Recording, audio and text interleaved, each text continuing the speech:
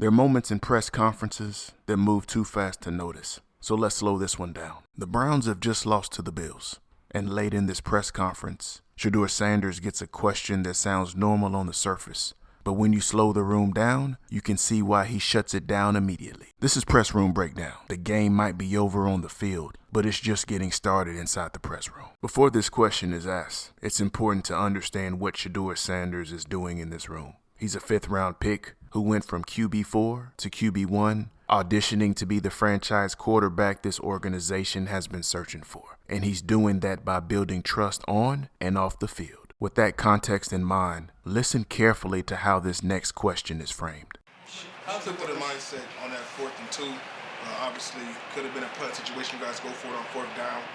What was going through your mind at that time? Q kind of like explained what happened. Like, I just played a lot of plays. The right decision. Go for it on 4th and 2.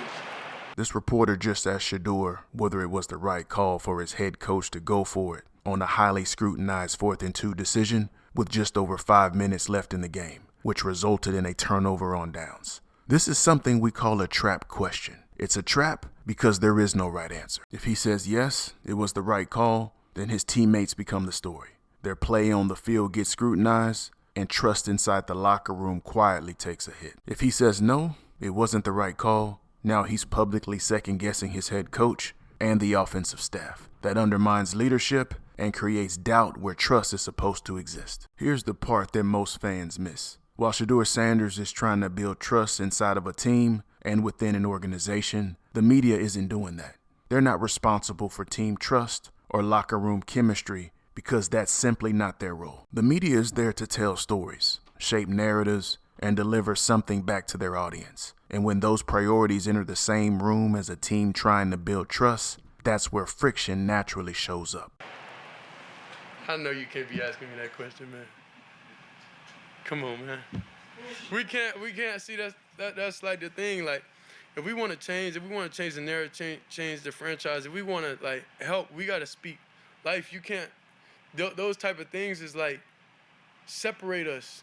Like a lot of the players like get these type of questions, and then we want to be working with y'all. We want to be proactive, but like when you ask questions or when questions are asked to us players, and it's like you pinning stuff against each other, it's like, come on now, you know, it's like a thing in the locker room. Like, you know, we're not gonna be able to talk to them for real.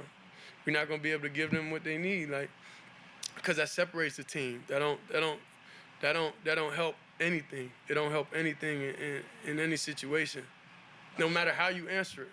Watch what Shedeur does here. He doesn't answer the question at all. Instead, he recognizes it for what it is, addresses the reporter directly, and asks why the question is even being asked. By refusing to answer that question, he protects the trust he's trying to establish inside the building. Answering it would have put him at odds with coaches or teammates, and that kind of division helps no one except the person trying to shape a narrative. Here in the press room, this is where friction lives. Shedeur Sanders is thinking about trust and unity inside the team, while the media is driven by metrics, editors, and organizational agendas that shape the story they want to tell. This is why this moment matters more than it looks. Not because of a 4th and 2 decision, but because it shows how leadership shows up when different agendas collide. This is Press Room Breakdown, where we slow the room down and study how the message gets made.